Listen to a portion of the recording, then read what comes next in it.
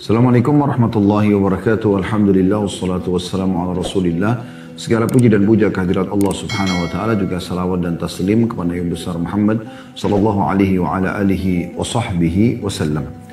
Kita akan langsung masuk membaca dalil yang tulis oleh Imam Nawawi rahimahullah, yaitu yang pertama surah Hud ayat 6. Bagi yang pegang buku bisa melihat tentu di halaman 421, bagi yang tidak pegang buku bisa membuka di aplikasi Al-Quran di handphonenya atau pada aplikasi Al-Quran di handphonenya. Surah Hud ayat 6 berbunyi, A'udzubillahi minasyaitonirrajim, wa ma min dabbatin fil ardi illa 'alallahi rizquha. Al-ayah, sampai sini saksi bahasannya. Dan tidak ada satupun makhluk bergerak atau bernyawa di bumi melainkan semuanya dijamin Allah rezekinya. Kecuali dijamin Allah rezekinya. Ini dalil yang sangat kuat yang menunjukkan seseorang harus punya sifat qanaah, merasa cukup dan coba menikmati fasilitas yang ada yang Allah Subhanahu wa taala siapkan untuk dia. Dan di sini teman-teman sekalian, bukan hanya kita sebagai manusia, seluruh hewan-hewan, jin, ya, semuanya disiapkan rezekinya oleh Allah SWT dan tidak akan pernah habis stok Allah Subhanahu wa taala. Allah akan memberikan rezeki. Bahkan ada jaminan dari Nabi SAW, tidak akan wafat seseorang sampai tiba kepadanya rezeki terakhirnya. Ya, tidak akan pernah kita hembuskan nafas sampai rezeki tersebut, walaupun hanya seteguk air. Subhanallah, Anda sebagai orang tua misalnya, yang selalu khawatir bagaimana anak saya kalau saya meninggal. Renungi baik-baik. Anak Anda itu bukan milik Anda. Anda sebagai suami, sebagai ayah, hanya punya sperma. Melakukan interaksi biologis sebatas itu saja. Anda sebagai istri, sekaligus ibu tentunya, yang pada saat sudah punya anak, Anda punya sel telur dan rahimnya. Setelah itu, bertemulah dengan sistem yang sudah Allah pencipta siapkan. Ketemulah sel telur dengan sperma tersebut melalui sebuah perjalanan jauh kalau di rahim itu ya, dengan berbagai macam rintangan sampai akhirnya bertemu dan berbentuklah. Dan itu pun tidak ada campur tangan kita sebagai laki-laki, suami, calon ayah, dan Anda juga wahai para wanita sebagai istri dan pemilik yang Allah titipkan sel telur dan rahim dan calon ibu. Tidak ada andil Anda sama sekali. Sampai terbentuklah. Kalau Allah ingin terbentuk sempurna. Kalau tidak. Termasuk juga jadi perempuan dan laki-laki. Setelah dia lahir pun, Anda tidak punya andil apa-apa sama sekali. Cuma melahirkan, selesai. Ya. Selebihnya semuanya ini yang mengatur fungsi tubuh dia, si bayi tersebut, matanya, telinganya, pertumbuhannya, semua adalah Allah Subhanahu wa ta'ala. Jadi kita bukan pemiliknya. Harus punya sifat qanaah, merasa cukup kalau Allah sudah memberikan. Ada satu, alhamdulillah. Allah kasih lagi tambahan dua, alhamdulillah. Allah kasih lagi tiga, alhamdulillah. Kita selalu merasa cukup. Ya. Jangan selalu merasa, oh kenapa anak saya begini, oh kenapa anak saya begitu. Lihat orang yang lebih susah daripada kita. Anda yang masih susah hidupnya, ekonominya masih, menurut Anda masih kurang. Coba lihat orang yang lebih rendah daripada Anda. Sesuai dengan sabda Nabi SAW. Lihatlah orang yang lebih di bawah kalian, maksudnya dari sisi ekonomi, maka akan membuat kalian lebih bersyukur. Kalau kita selalu lihat orang yang di atas kita, kita tidak akan pernah bersyukur kepada Allah SWT. Sementara syukur adalah password agar kita bisa mendapatkan tambahan rezeki tersebut. Atau minimal bertahannya rezeki tersebut. Ya, yang sedang kita nikmati. Oleh karena itu, kita harus tahu ini ada qanaah. Dan Allah Subhanahu wa taala sudah tentukan rezekinya. Anak tadi, Anda pun sudah tentukan rezekinya. Di saat satu sumber tertutup, sumber yang lain ada yang terbuka. Bahkan terlalu melimpah rezeki Allah, ada yang kita tidak minta. Cahaya ditangkap oleh mata sehingga mata kita bisa memantulkan kembali dan kita bisa melihat. Telinga yang bisa menangkap suara, ya. lisan kita masih bisa berbicara, mengeluarkan suara, ya, hidung kita masih bisa membedakan bau wangi, bau busuk, tangan kita menjamah, kaki kita melangkah, dan banyak sekali di tubuh kita ini yang Allah mengatakan wa fi anfusikum afala tubsirun. Di dalam diri kalian sendiri tidakkah kalian lihat keajaiban ciptaan Allah di situ? Begitu juga dengan, ya, apa saja kendala yang sedang Anda hadapi, semua itu cuma bagian kecil dari total kehidupan Anda, dan itu cuma ujian yang Allah datangkan. Allah ingin melihat apakah pada saat saya berikan nikmat dan dia nikmati, dia bersyukur, dan pada saat aku berikan cobaan, dia bisa bersabar menerimanya. Dan umumnya cobaan itu jauh lebih sedikit daripada, dan lebih kecil dan sederhana daripada nikmat. Ini yang terjadi. Ini yang terjadi. Jadi rezeki sudah Allah subhanahu wa ta'ala tentukan. Kemudian dalam surah Al-Baqarah ayat 273, Allah subhanahu wa ta'ala berfirman, A'udhu billahi minasyaitan rajim, lil fuqara'i alladhina uhsiru fi sabilillahi la yastati'una darban fil ardi yahsabuhumul jahilu agni'a minat ta'afufi ta'rifuhum bisimahum la yas'aluna an-nasa ilhafa. Apa yang kamu infakkan adalah untuk orang-orang fakir yang terhalang, ya, di jalan Allah. Mereka tidak dapat berusaha di bumi. Orang yang tidak tahu menyangka mereka orang kaya karena menjaga diri dari meminta-minta. Engkau hai Muhammad mengenal mereka dari ciri-ciri mereka. Mereka tidak minta secara paksa kepada orang lain. Jadi di sini Allah SWT menyuruh kita, ayo keluar, jemput bola sedekah itu. Cari orang-orang yang memang justru tidak minta pada orang lain, tapi sebenarnya keadaannya bisa dibaca. Kalau orang ini butuh gitu.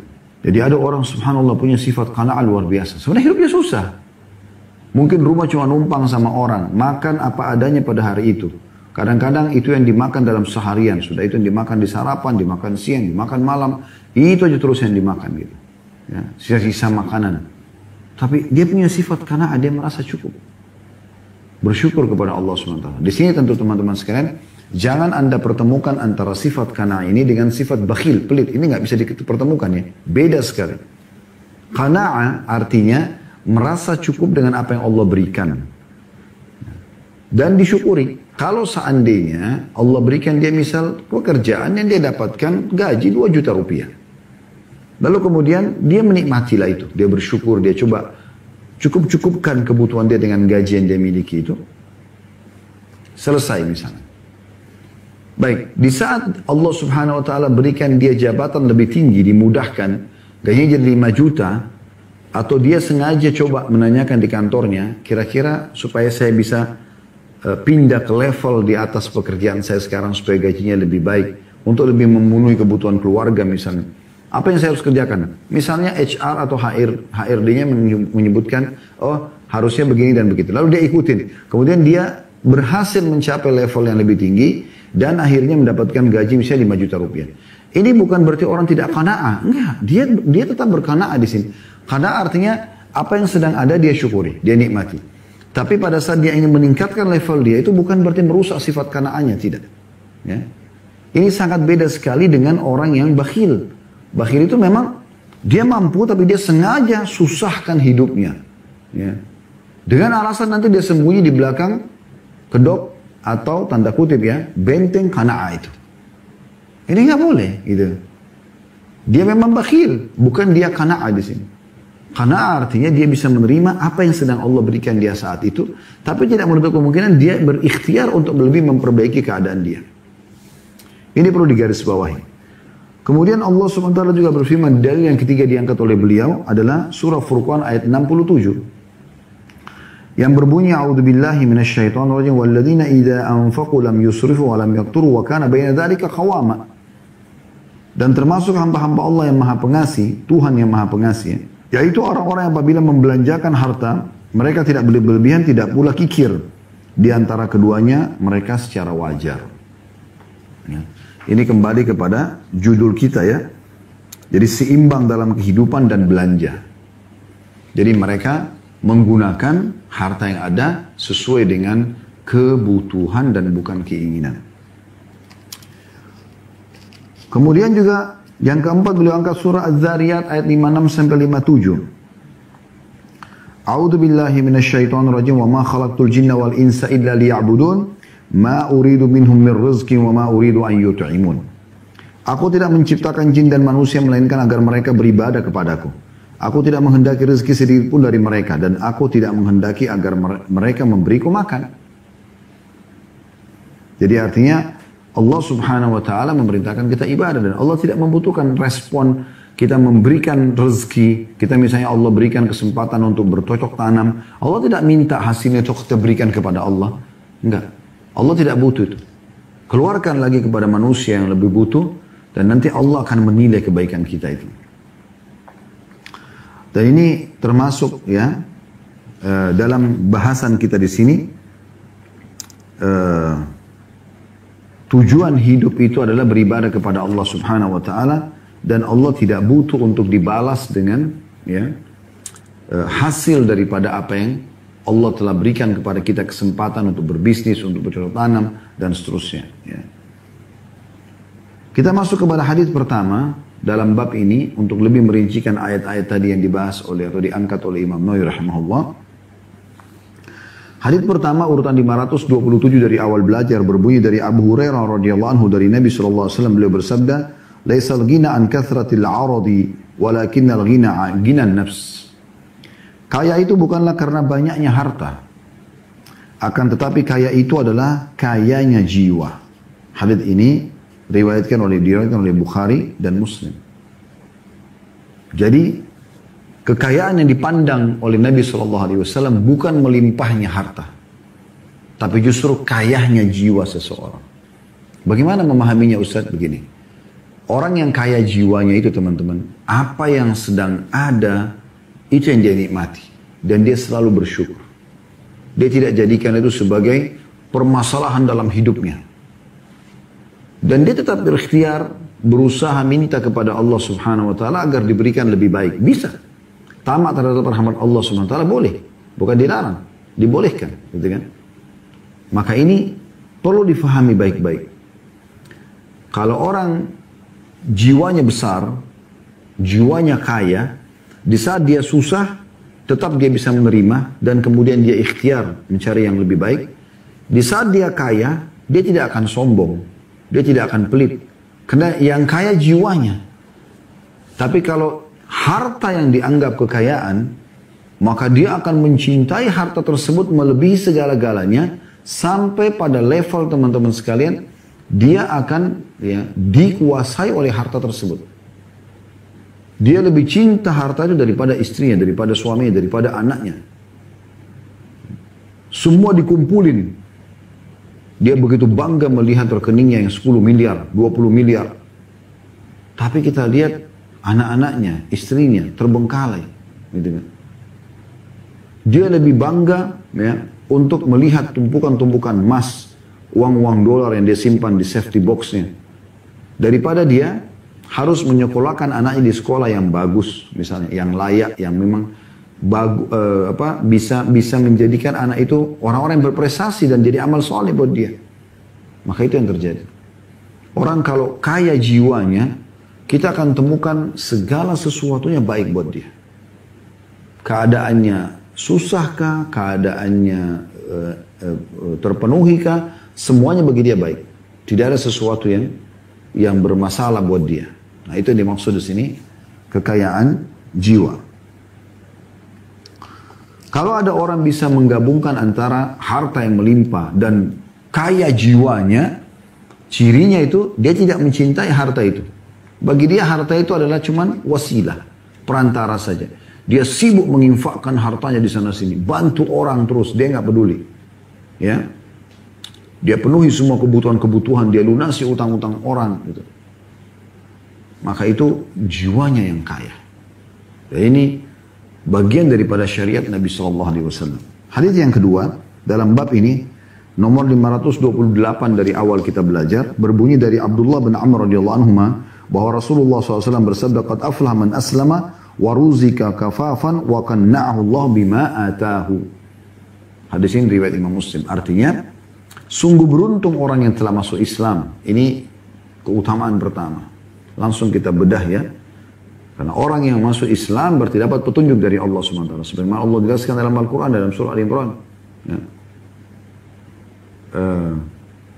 Dalam surah Az-Zumar, ada beberapa ayat-ayat Al-Quran yang menyebutkan masalah itu ya. Afaman syara Allah sadrul Islam fahuwa ala nuri min rabbih. Ya. Orang-orang yang telah Allah lapangkan hati dalam kepada Islam, maka dia di atas cahaya Tuhannya. Ya. Wa man yabtaghi ghayra al-islam dinan fala yuqbal minhu wa fil akhirati minal khasirin. Siapa yang memilih Islam sebagai selain agamanya maka akan ditolak, gitu kan? Dan dia termasuk orang rugi di hari kiamat nanti. Jadi memang ini sebuah karunia yang luar biasa. Apakah kita lahir dalam keadaan Islam atau memang dapat hidayah Islam setelah dewasa? Kemudian yang kedua, diberi rezeki yang cukup. Ini terjemahnya dan sekaligus kita masuk ke faedahnya. Diberi rezeki yang cukup. Maksudnya cukup itu memenuhi kebutuhan dia hari itu. Bukan 10 tahun ke depan, 20 tahun ke depan. Karena dia tugasnya hanya sampai ajalnya datang. Walaupun dia boleh menabung, dia boleh ya meninggalkan bagi dia yang cukup buat ahli warisnya, iya. Tapi kewajiban dia adalah hari itu. Makanya kan dalam hadis yang lain pernah kita pelajari, kata Nabi SAW, siapa yang tiba di pagi hari, aman di wilayahnya, di tempat tinggalnya, sehat badannya, ada makanan dia untuk hari itu, maka seakan-akan dunia telah berkumpul semua padanya. Nah ini poinnya. Jadi maksudnya adalah diberi rezeki yang cukup, mencukupi dia kebutuhannya pada hari itu. Besok kalau dia masih hidup ya sudah, diberikan lagi cukup, alhamdulillah. Semua itu sudah luar biasa. Muslim dan merasa cukup. Yang ketiga terjemahannya, sekaligus mutiaranya, dan Allah membuatnya qana'a, menerima apa yang tidak dianugerahkan kepadanya. Sudah dia muslim, ya, tercukupi rezekinya, kemudian dia qana'a. Dia merasa cukup, dia merasa selalu bersyukur kepada Allah. Walaupun itu sederhana mungkin di mata dia atau di mata orang lain. Bagi dia, dia agungkan nikmat Allah Subhanahu wa ta'ala itu. Dia terus bersyukur, dia terus merasa ini adalah karunia yang sangat besar. Dan memang itu benar. Ini karunia yang sangat besar. Dan itu memang benar, karunia sangat besar. Kita teman-teman sekalian hirup oksigen sehari berapa kali? Gratis. Sekarang ini, saya lagi ngisi pengajian dan Anda juga sedang mendengarkan. Kita sedang menghirup oksigen gratis. Mata kita sedang menangkap cahaya gratis. Dan kita mendengarkan suara gratis. Ya. Pikiran kita mulai merenungi, hati kita juga mulai ya, meresapi, semua sama. Gratis. Dan itu nikmat-nikmat besar yang banyak orang lupakan gitu. Bagi mereka nikmat itu kalau sudah punya rumah besar, mobil besar, itu bagian kecil dari nikmat yang Allah berikan. Berapa banyak orang rumahnya besar, mobilnya mewah, tapi badannya sakit. Dia berharap seluruh hartanya dia bayar, yang penting dia bisa sembuh. Anda masih diberikan kesehatan kan? Bukan begitu? Banyak. Berapa banyak orang yang kaya raya, kemudian juga punya mobil yang mewah, rumah yang mewah, tapi rusak rumah tangganya. Ribut selalu suami istri, selingkuh sana sini, ya, dan segala macam. Baik dia atau pasangannya. Kalau patokannya harta, itu adalah kebahagiaan teman-teman, maka Fir'aun, Qarun akan menjadi orang yang paling bahagia di muka bumi ini. Namrud, ya, yang telah Allah binasakan di zaman Nabi Musa dan Nabi Ibrahim AS. Tapi bukan itu. Kekayaan jiwa yang dibutuhkan. Ya. Dan di sini sudah dijelaskan, diberikan sifat qanaa'ah. Jadi tiga ini terjemahan hadis sekaligus mutiaranya. Kita masuk selanjutnya hadis nomor 529 dari Hakim bin Hizam radhiyallahu anhu. Beliau berkata, "Sa'altu Rasulullah sallallahu alaihi wasallam fa'atani, thumma sa'altuhu fa'atani, thumma sa'altu fa'atani, thumma qala ya Hakim, inna hadzal mala khadirun hulwun, wa man akhadahu bisakhawati nafsin burika lahu fi, wa man akhadahu bi israfi nafsin lam yubarak lahu fi, wa kana kalladhi ya'kulu wa la yashba'. واليد العليا خير من يد السفلى." قال حكيم فقلت يا رسول الله والذي بعثك بالحق لا أرزأ أحدا بعدك شيئا حتى أفارق الدنيا. فكان أبو بكر عنه يدعو حكيما ليعطيه العطاء فيأبى أن يقبل منه شيئا.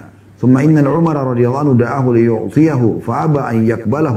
Faqala ya ma'syara muslimin, ushhidukum ala hakimin anni a'radu alaihi haqqahu alladhi qasamahu Allahu lahu fi hadzal fai faya'ba an ya'khudha falam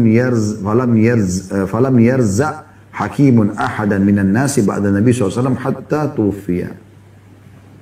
Artinya Hakim bin Hizam adalah sahabat Nabi yang mulia. Ini contoh teladan dalam qanaah. Dia mengatakan, aku pernah meminta kepada Rasulullah SAW dan beliau memberiku. Lalu aku minta lagi, beliau juga memberiku. Lalu aku minta lagi, beliau memberiku. Sampai 3 kali. Kemudian beliau bersabda, wahai Hakim, sesungguhnya harta ini menggiurkan dan manis. Barang siapa yang mengambilnya dengan kemurahan jiwa, maka dia diberkahi padanya. Dan tetapi, barang siapa yang mengambilnya dengan jiwa yang tamak, maka dia tidak akan diberkahi padanya. Dia seperti orang yang makan tapi tidak kenyang.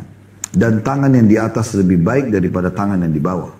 Hakim lalu berkata radhiyallahu anhu, maka aku berkata, wahai Rasulullah, demi Allah yang telah mengutus anda dengan kebenaran, aku tidak akan mengambil apapun dari seseorang setelah anda, sampai aku meninggal dunia.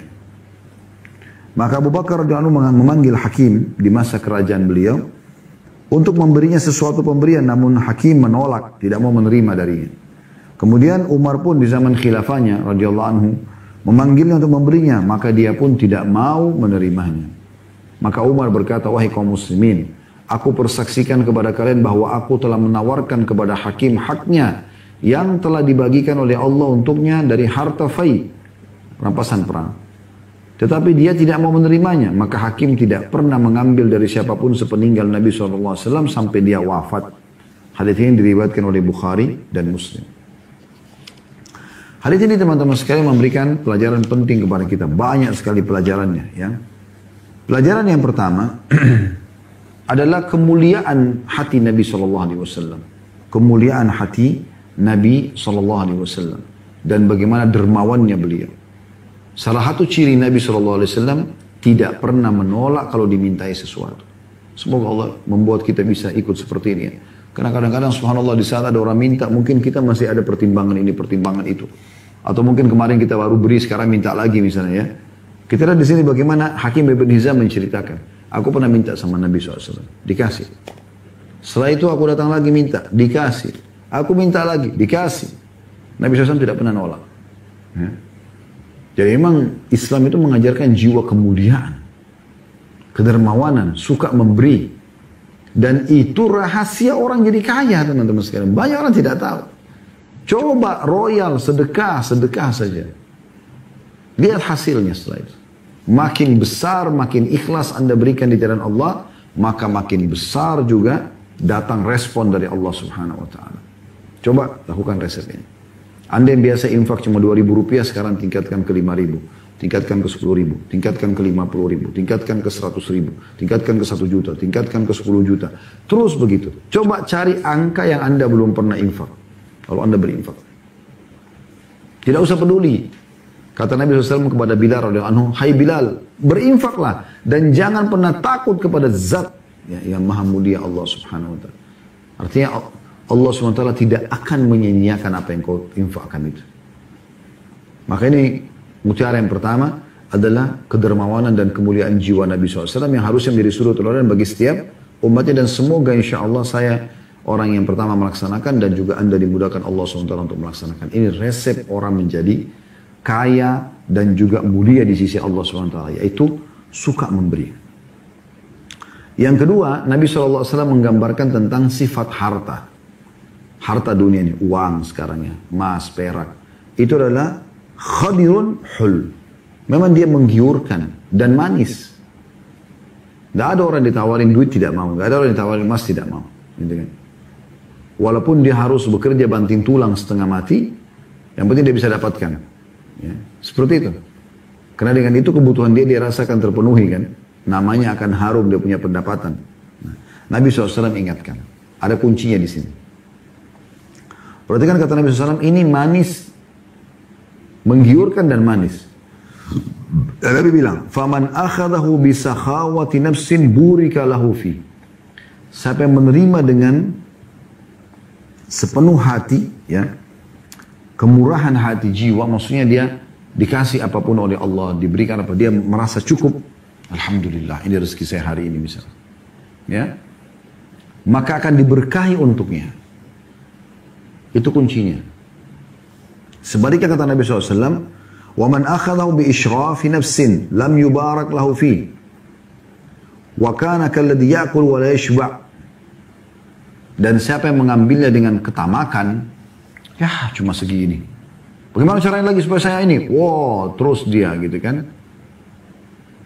Walaupun dia tidak perlu tahu halal kah, haram kah, yang penting bagaimana caranya dia bisa mengambilnya lebih banyak. Tidak bersyukur kepada Allah Subhanahu wa taala, maka tidak diberkahi. Artinya sebanyak apapun dia dapatkan, selalu saja merasa kurang. Nabi SAW mengatakan, gambaran orang seperti ini, yang terus tamak berlebih-lebihan, ya, itu seperti orang yang makan dan tidak pernah kenyang. Tidak pernah kenyang. Selalu saja merasa kurang.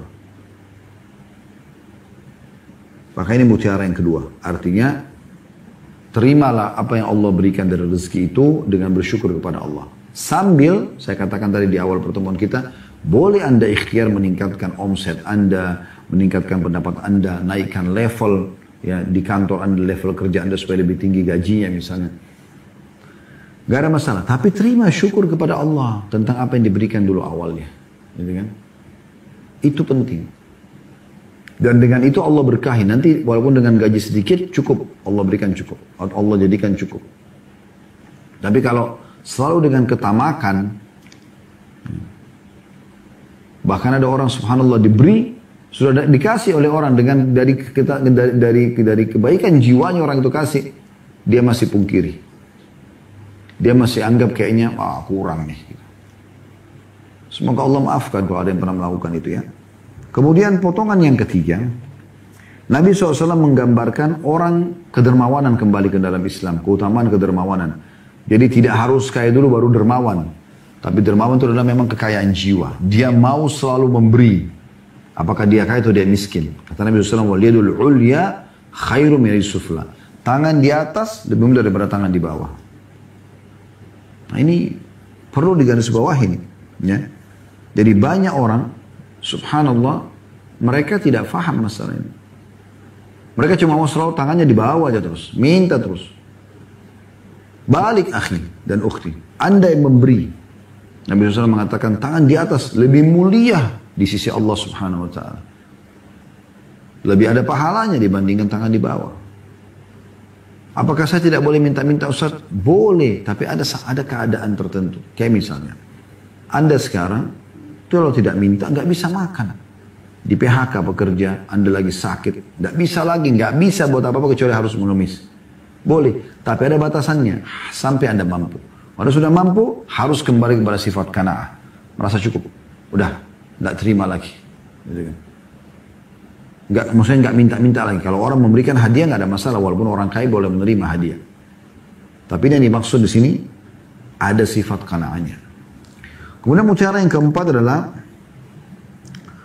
perkataan Hakim yang beliau tangkap di sini dari apa yang Nabi SAW sabdakan. Bahwasanya tangan di atas lebih dari tangan di bawah gitu kan. Dan hati-hati orang yang suka mengemis, minta-minta. Ini apalagi dia dengan tamak terus minta, tidak pernah mau berusaha supaya dia berhenti dari meminta-minta itu. Ini akan berbahaya buat dia. Tidak ada keberkahan.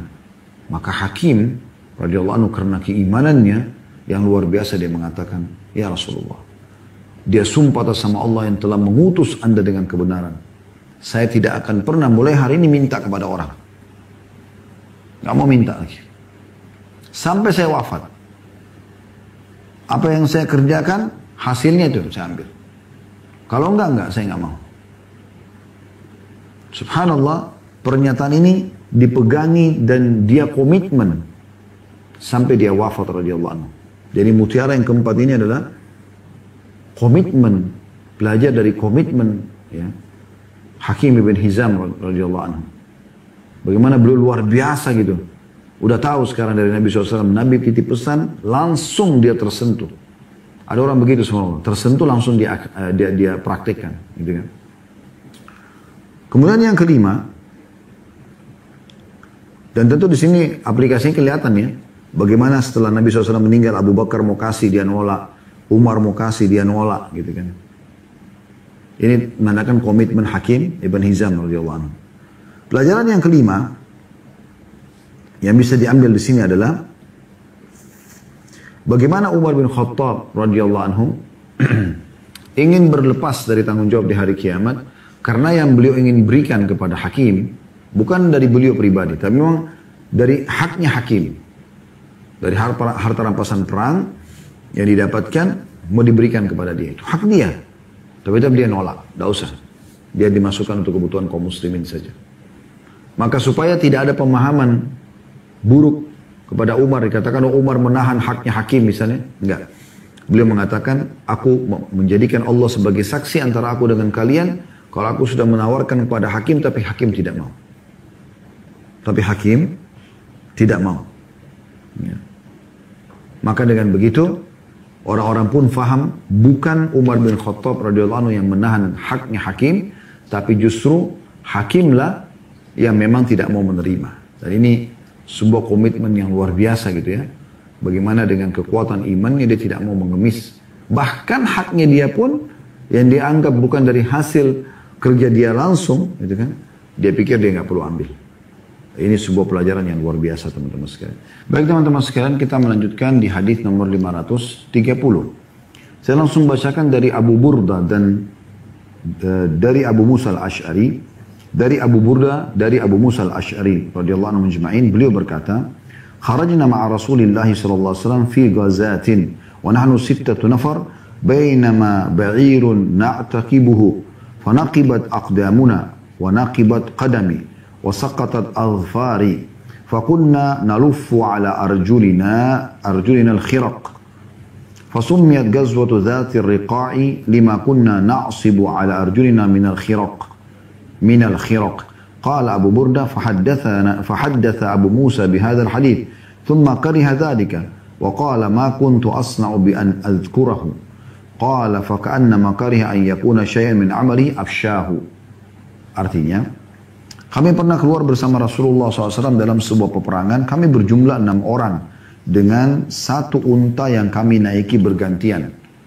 Maka kaki kami lecet-lecet, ya, luka-luka. Ada foto nomor 452 di bawah.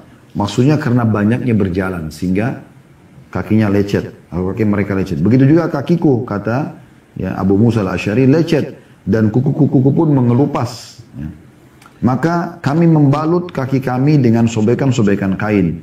Karena itu peperangan ini atau peperangan itu dikenal dengan sebutan Zatur Riqa. Karena kami membalut kaki kami dengan sobekan kain. Abu Burda berkata radhiyallahu anhu, Abu Musa radhiyallahu anhu tadinya menceritakan hadits ini tapi kemudian beliau tidak menyukainya. Lalu dikatakan, aku sebetulnya tidak ingin menyebutnya. Kata Abu Musa radhiyallahu anhu. Abu Burda mengatakan, sepertinya Abu Musa tidak suka jika sesuatu dari amalnya disebarluaskan. Hadis ini riwayat Bukhari dan Muslim. Baik, kita masuk seperti biasa teman-teman sekalian ke faedah daripada riwayat ini. Yang pertama adalah bagaimana keimanan Abu Musa al-Ash'ari radhiyallahu anhu. Ini umumnya sifat sahabat ya. Mereka biasa menceritakan tentang kejadian bersama Nabi SAW. Namun di saat dia mengetahui bahwasanya dalam penyampaian itu dia merasa nanti bisa membuat ini malah riak ya, atau mengurangi kadar pahala dia, maka dia berhenti untuk menceritakannya. Dan sampainya riwayat ini kepada kita ya, itu karena disampaikan oleh Abu Burda yang pernah mendengarkan langsung dari Abu Musa al-Ash'ari. Abu Musa al-Ash'ari setelah menyampaikan sekali, dia menyampaikan 2 kali, dia menyampaikan, sudah dia berhenti, dia nggak mau lagi menyampaikan. Dan dia sebenarnya bukan tujuan itu disebarluaskan. Hanya sekedar memberikan gambaran saja bagaimana satu hari mereka itu mengalami keadaan yang sangat sulit dalam peperangan bersama Nabi SAW sampai pada tingkat karena sedikitnya tunggangan perjalanan juga jauh sampai 1 ekor unta itu silih berganti 6 orang. 1 orang dulu di atas, 5 orang di bawah jalan. Jadi saking sulitnya mereka pada saat transportasi nggak ada. Unta pun butuh istirahat, maka sampai membuat kaki-kaki mereka luka, kuku-kuku mereka bahkan terkelupas ya, atau di sini bisa dikatakan copot kukunya ya. Wasaqatat alfari artinya kukuku jatuh, copot. Jadi saking capeknya jalan gitu. Tapi pada saat itu ya, kami tetap terima saja. Ya sudah, ini keadaannya. Ini saksi bahasan dalam qanaahnya. Ini keadaannya. Kita mau berkeluh kesah pun tidak ada manfaatnya. Maka beliau pun akhirnya menerima keadaan tersebut bersama dengan Nabi dan juga sahabat-sahabat yang lain. Jadi ini maksudnya qanaah di sini. Karena sudah keadaan begitu, tidak bisa buat apa-apa. Ya sudah, dijalani. Orang muslim begitu. Bagaimanapun keadaannya tetap dia bisa melalui kehidupan di muka bumi ini. Dengan tetap bersyukur, ya, dengan tetap menjaga ibadah kepada Allah SWT, tetap mengontrol diri jangan terjerumus pada yang haram. Walaupun keadaan mereka sulit dari sisi ekonomi misalnya. Ya. Atau ada desakan-desakan dari lingkungan sehingga membuat dia jadi tidak bisa maksimal dalam mengerjakan ketaatan. Tetap dia berusaha untuk berada di posisi iman yang sama gitu. Nah ini kurang lebih yang diambil dari pelajaran hadis ini atau riwayat ini. Jadi yang pertama bagaimana keimanan Abu Musa al-Asy'ari radhiyallahu anhu. Dan yang kedua bagaimana seorang muslim harusnya memang menjaga agar jangan sampai amal yang dia kerjakan justru tersentuh dengan riya atau karena ingin dipuji oleh manusia. Karena Nabi SAW mengatakan al-yasiru minar riya syirk. Sedikit saja dari riya sudah cukup, itu dihitung kesyirikan. Dihitung kesyirikan. Kita masuk hadis nomor 531. Dari Amr bin dari Amr ibn Taglib radhiyallahu anhu. Anna Rasulullah SAW utiya bimalin au sabjin faqassamaha. Fa'ata rijalan wa taraka rijalan fabalagahu anna alladhina taraka atabu. Fahamidallah thumma athna alayhi thumma qala amma ba'd. Wallahi inni la'u'ti ar-rajula wa ada'u ar-rajul. والذي أدعو أحب إلي من الذي أعطي ولكني إنما أعطي أقواما لما أرى في قلوب من الجزع والهلع وأكل أقواما إلى ما جعل الله في قلوبهم من الغنى والخير منهم عمرو بن تغليب atau Amr bin Taglib. Qala Amr bin Taglib, fa wallahi ma uhibbu anna li bi kalima Rasulullah ma uhibbu anna li bi kalimati Rasulillah sallallahu alaihi wasallam humran na'am. Artinya bahwa Rasulullah SAW dibawakan harta atau tawanan hasil dari peperangannya. Kemudian beliau membagi-bagikannya, beliau memberikan orang-orang tertentu dan meninggalkan orang lain. Maksudnya ada orang yang tidak dikasih. Lalu beliau mendengar kabar bahwa orang-orang yang tidak beliau beri menyesalkan itu. Kok Nabi SAW kasih si fulan gak kasih kita ya gitu. Maka beliau SAW mengumpulkan mereka. Lalu beliau memuji dan menyanjung Allah. Kemudian beliau bersabda, amma ba'd.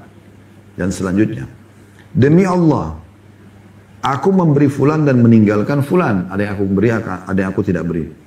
Dan aku tinggalkan itu. Dan yang aku tinggalkan, yang aku tidak berikan pembagian, lebih aku cintai daripada yang aku beri. Akan tetapi sungguhnya, aku memberi orang-orang tertentu, karena aku melihat di hati mereka ada kegundahan dan keresahan. Dan aku menyerahkan orang-orang lain kepada kecukupan dan kebaikan yang telah Allah letakkan di hati mereka. Di antara mereka, Amr bin Taglib. Maka Amr bin Taglib berkata radhiyallahu anhu, demi Allah, aku tidak ingin menukar kata-kata Rasulullah SAW dengan unta merah sekalipun. Hadis ini diriwayatkan oleh Bukhari. Baik, riwayat ini teman-teman sekalian memberikan pelajaran kepada kita. Yang pertama adalah iman. Di sini sahabat Nabi yang mulia perawi hadis ini Amr bin Taglib radhiyallahu anhu. Bagaimana beliau menceritakan kepada kita tentang kasus yang sedang terjadi. Yaitu di salah satu peperangan Nabi SAW pada saat terkumpul harta rampasan perang, Nabi SAW membagi-bagi kepada sebagian dan sebagian tidak dikasih. Lalu orang yang tidak dikasih ini menyesalkan itu. Kok kenapa nggak dikasih ya? Termasuk Amr bin Taglib sendiri bersama dengan orang yang tidak dikasih oleh Nabi SAW. Setelah Nabi lihat sampai berita ke beliau, ternyata orang-orang ini mulai ngomong, kok Nabi nggak kasih kita ya? Maka Nabi SAW memuji Allah di hadapan mereka lalu menjelaskan. Sungguh benar, Aku telah memberikan sebagian dan aku meninggalkan sebagian. Yang aku tidak berikan, kelompok yang tidak diberikan, lebih aku cintai daripada yang aku berikan. Ini satu poin di sini. Nabi SAW lebih cinta kepada orang-orang yang justru tidak dikasih. Karena Nabi sudah tahu orang-orang ini kuat imannya. Dan yang aku berikan tidak secinta aku kepada orang-orang yang aku tidak berikan tadi. Dan perlu kalian tahu, yang aku berikan ini karena aku melihat ada kesedihan yang mendalam dalam hati mereka. Mungkin lukanya banyak di badannya, mungkin ada kerabat dia memang yang terbunuh di situ, ya. Maka itu diprioritaskan oleh Nabi SAW untuk menghibur mereka. Lalu Nabi SAW mengatakan, dan yang aku tidak beri itu karena aku sudah tahu sebenarnya dalam hati mereka Allah sudah berikan kecukupan, sifat qanaah. Di antaranya disebutkan nama perawi hadis Amr bin Taghlib. Nabi SAW sebutkan satu orang nama itu sebagai contoh. Walaupun di situ ada beberapa orang gitu. Lalu kata Amr bin Taghlib, setelah itu, demi Allah aku tidak ingin sama sekali. Perkataan Nabi itu ditukar walaupun dengan ya, unta merah sekalipun. Unta merah itu unta yang paling mahal gitu.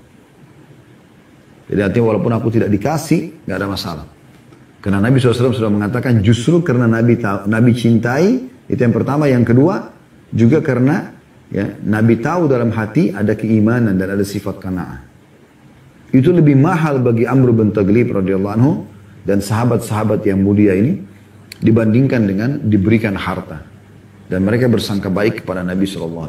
Jadi ini menandakan imannya Amr bin Taghlib radhiyallahu anhu. Ini kita bisa ambil pelajaran. Ya. Banyak orang subhanallah menjelaskan hadis Nabi SAW dan luput menjelaskan tentang keutamaan sahabat perawi hadis itu yang memang dibutuhkan untuk dijelaskan kedudukan mereka. Apalagi seperti ini mereka menceritakan tentang kondisi mereka. Begitu juga tadi hadis sebelumnya, hadis nomor 530 tentang Abu Musa al-Asy'ari yang tidak mau kalau apa yang pernah dia kerjakan bersama Nabi SAW disebarluaskan gitu. Pelajaran yang kedua yang bisa kita ambil, ya, bagaimana orang beriman memang harusnya punya sifat qanaah. Dan itu kalau sudah dalam hati membuat orang jauh dari sifat iri, dengki. Dia dapat, alhamdulillah. Dia tidak dapat, tidak masalah bagi dia. Itu disebutkan di sini. Nabi SAW mengatakan, orang yang tidak aku beri, gitu kan? Karena beliau mengatakan, wa akilu aqwaman ila ma ja'alallahu fi qulubihim minal ghina wal khair. Dan aku tinggalkan, aku tidak berikan orang yang memang Allah sudah tanamkan dalam hatinya kekayaan jiwa, ya, dan kebaikan-kebaikan. Artinya tidak rusak hatinya. Selalu sangka baik. Rasulullah SAW ini berarti baik. Rasulullah bukan orang yang buta, bukan orang yang tidak faham. Nabi SAW orang yang sangat cerdas, orang yang sangat sempurna. Sallallahu Alaihi Wasallam. Beliau tahu siapa yang tidak diberikan gitu. Bahkan Nabi SAW itu suka sekali mencari tahu sahabatnya. Bahkan beliau tahu siapa yang tidak hadir sholat berjamaah. Nah, beliau tanya, mana si fulan? Kenapa nggak hadir sholat? Siapa tetangganya? Coba tanya informasinya, lalu beritakan kepada kami. Kalau sakit Nabi SAW jenguk, ajak orang lain jenguk. Ya. Atau ada masalah, beliau datang untuk memecahkannya gitu. Jadi luar biasa nih, ya. Artinya, kalau iman itu sudah masuk ke dalam hati seseorang, maka dunia ini jadi kecil buat dia. Tidak usah hasad, tidak usah merasa kenapa si fulan dapat, kenapa saya tidak dapat. Tidak perlu seperti itu. Ini memang sudah menjadi sifat juga Nabi SAW. Boleh minta kepada Allah SWT, minta diberikan, tapi tidak merasa iri dengan apa yang telah diberikan oleh Allah SWT kepada orang lain. Dan ini akan membuat kita selalu tenang. Kalau tidak kita akan selalu sibuk, kenapa dia lebih gagah, kenapa dia lebih putih, kenapa dia lebih tinggi, kenapa dia lebih kaya, kenapa dia lebih cantik, kenapa dia lebih pintar. Nah, kita bersyukur kepada Allah SWT, doakan dia supaya Allah berikan kelebihan, dan juga kita minta diberikan oleh Allah SWT, tidak ada masalah. Itu dibolehkan asal tidak ikuti dengan rasa iri yang berharap hilang dari orang tersebut.